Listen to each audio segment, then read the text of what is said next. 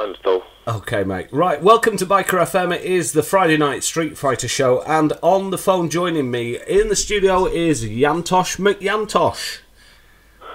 Good evening.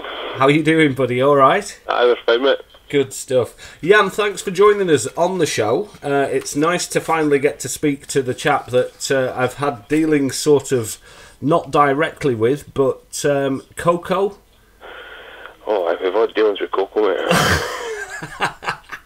Now, you did a build for Coco, didn't you, on the SV? Was it the 650 that he had? I built an SV650. It wasn't built for him. He just happened to be the one who ended up buying it. All right. So it was just a project that you were ongoing with then? It was a project in the magazine. Yeah, yeah. And a few people had made notions towards buying it, but nobody had actually came forward. Then Coco decided he wanted it, and he wanted it sharpish, so I had to finish it in something of a hurry. And he appears to be enjoying it, so good for him. Yeah, he is, and you know what, he got the bike from you, and straight away he was down to B&Q with the old crackle paint routine, wasn't he? You gave him a slap, that would. Now, just give your website a plug while you're on, Yantosh, because if you want to see what Yantosh and Ed are all about, then you can go onto their website, which is? No idea. No idea. I haven't got a clue. It's on the back of the t-shirts, but I don't know what it is. It is, let me remind you, it is www.bluntforcetrauma-inc.com. That'd be about right. And there you will find all of the Blunt Force Trauma bikes, the bespoke parts, custom helmets, magazine articles, vids, even pictures of the Isle of Man TT, the BFT gear, BFT news, links, and the contacts page. So if you're after a build doing, or if you've got something in mind, give these men a call, because they are in the knowledge. And looking at the project that you did in just recently in the Streetfighter magazine, in edition number, my word, I can't even see, 216. You got a big spread there on the Suzuki, yeah. Yeah, 5 years in the making. 5 years in the making, mate. Talk us through a bit of that, because it didn't start off there. It was a feature bike in an earlier issue as well, wasn't it? 2007, I think it was. I think it. Yeah. Just after the TT in 2007, I'm sure it was. And then we pulled it bits and done it again, and then we pulled it bits and done it again. It's sort of about its third or fourth engine. Several seat units, a few paint jobs, bundle of front ends. It's done now. Nothing else to it. It's finished. Jan, it is a beast of a thing, and the engine is the biggest lump of engine I've seen in a bike before. It's just a wee G6 arm motor. The wig GSR. It's what you've stuck on it, Jan, which makes the difference, mate. That was to me. That was Mr. Dave Dunlop of Fast By Me Turbos. Wow. He decided I went down there because I got fed up with trying to get the last one sorted properly. Took it to Dave, and he told me to do something a wee bit different for me. He just wasn't going to tell me what it was. That's what it was. It is a beast. I bet you were shocked as well when you saw it, were you? Oh, I had half an idea what he was doing. We'd discussed it before, and just in the passing. So when he told me he wasn't going to tell me, I had half an idea that's what was going to happen. Right. So the bike itself then, GSXR 750. Aye. Twin turbo though, makes it look just a mental machine. It's not a 750 anymore, mind you. No, because you did a few modifications to that engine, didn't you? Yeah, like put a 1216 Bandit motor in it. So the capacity has increased somewhat from 750 to 1216. And tell us a story about what happened to that the 750 engine. Well, the 750 engine itself is lying in Nottingham somewhere, as far as I know.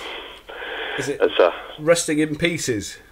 Yeah, things went kind of wrong with what was supposed to happen to that engine, so we'll not go into that. But after that, we left it, got a slabby 1100 motor got put in it, which worked fine. And then we thought we'd take it out and put a newer Bandit engine in because it worked better. But I made an outrigger for it, and the outrigger nut spun off into the outrigger and shoved the output shaft back in through the engine and welded the gearbox together, which was nice. So that motor got binned, and then we put the next motor in it, and we put one of these super duper all singing, all dancing billet oil filters on. Right. Which Ed did advise me against, because he basically told me I'm a tart and I shouldn't be fitting it. And he was more than right, because after about 40 miles it melted, filled up the engine with resin and fucked another engine. There we go, totaled again, mate. Aye, so then Dave managed to salvage what was left of that engine and recreate me another one. And so far so good, still in one piece. Excellent, mate. So Jan, what's the Street Fighter scene like north of the border then? Is there much interest up there? There is some stuff, aye. Well, the last time Simon Everett was up looking for pictures, he gave me a phone, could I find anybody, and within a week we'd managed to find a whole load of bikes for him, so there's stuff going on up here. That's good, because there's the Fighting Irish section in there, isn't there? And I know now Street Fighters Mag, we're now featuring what is it they call it, the Sweaty Sock Fighter? Something like that. Now, Jan, you did get quite a lot of hassle on the old Street Fighters magazine page there, weren't you? When there was talk of you coming onto the show, it was like, I think Vizman was taking the piss a bit, and he said that we'd need an interpreter. They're just hard of listening. They're just not speaking your language, mate. Yeah, Viz is a good boy.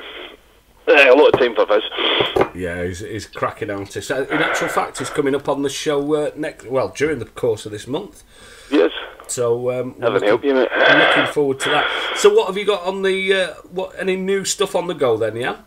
At the moment, what we're doing, we've nearly got Coco's wee bobber finished. We Z550 hardtail. Right. It's to be done for the 1st of April. Now, is that for Coco or is it for his good lady? No, that's for him. Right. We've told him it's having a pink My Little Pony on the tank and streamers on handlebars. I think it seems rather fitting. He thinks we're kidding as well. But that's nearly done. So I'm at the moment tired and incredibly grumpy because that's all I seem to do is build his bloody bike.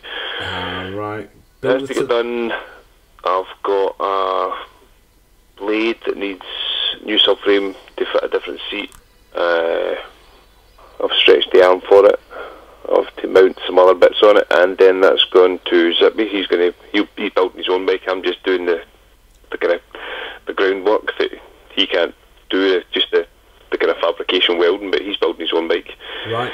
There's a EFE with a 1100 turbo motor in it, which is half finished. There's a Z650 with a GPZ 750 motor that's half finished. There's a Bandit 600 frame with stuff on it. I've only just started. Right. And as soon as I get the engine built, there'll be a BSA B40 built into something. Wow.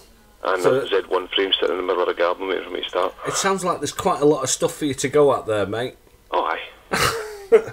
Right, I tell you what we're going to do now, Jan. We will go to one of your tracks, and I'm actually reading off your spec sheet on the on your old build there. I get to pick songs, Lee.